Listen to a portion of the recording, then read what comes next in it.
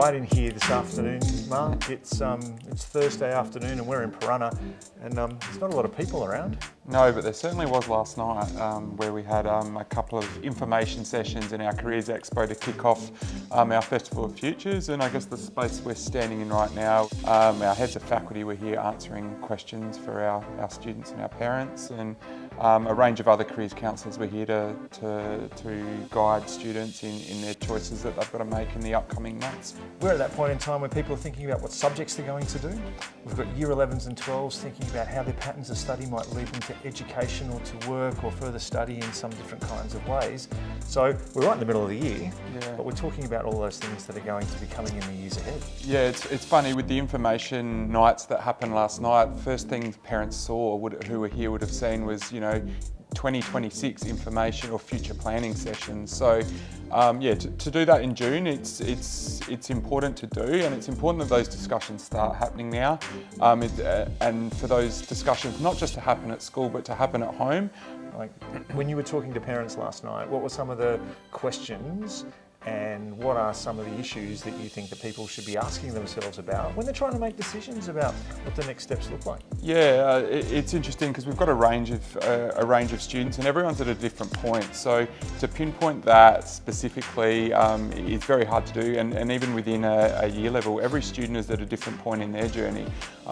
We had sort of middle school students here at the Careers Expo who were learning what a university is for the first time and learning about potential options, and then we had Year 10 students here who are beginning their SACE journey, and some big questions around what they need to do to get their SACE, what an ATAR is all about, and what subjects they should pick. Is it interest and ability based? Is it what they think they're going to do well at? So all those conversations came about, and then right up to our Year 11s and Year 12s, where they're starting to knuckle down and decide what are the subjects they want to do in Year 12, what are the courses that are on offer here, and obviously we've got a new university coming online next year where we've got the merged University of South Australia and Adelaide University coming together, and our data shows that just shy of 70% of our students every year go to one of those two organisations. So as that merges together, that's a key pathway for our students. So definitely something on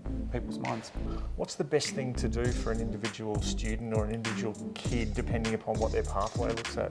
My biggest bit of advice is to A, keep options open, but B, just know that there's always more than one key that gets you through the door you want to go, and sometimes it might not be the direct key. One thing that's really good to hear is, we're looking at universities not just use the ATAR. There are different ways into university. We've got grades-based entry, so that can be based on students' final grades before ATARs are even delivered, so to speak.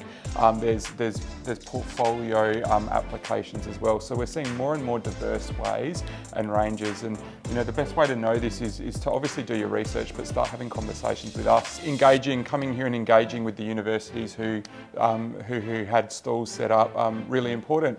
Engaging with a range of industry and working in partnership with them. We had just shy of 50 exhibitors here last night, so the ability to have those conversations, and certainly there are jobs that were being talked about last night that students probably didn't know existed, or there are still jobs that may not exist right now but may in 5 years' time. So really important to be open-minded and engage in those conversations. It was also great last night to have so many old collegians who came back and shared their wisdom and their experience. Yeah, we've got a really strong old collegian community, and we're just starting to engage more and more with them.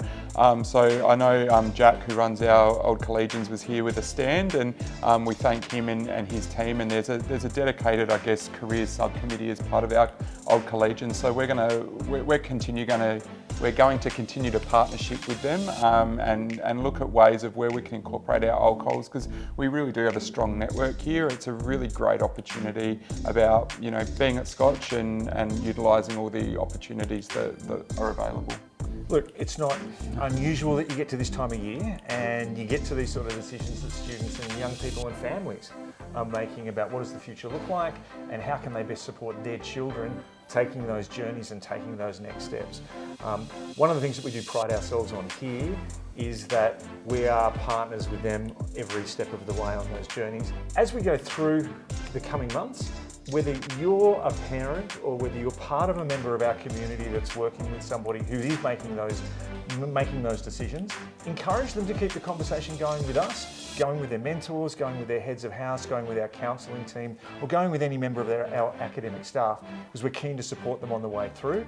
And for those of you who are not yet at that point on the journey, always remember that we're happy to chat at any point in the way so that everyone's got more information about what those steps look like. So we look forward to seeing what are the exciting pathways that our kids take in here from Scotch into the future, and also being part of that journey with them.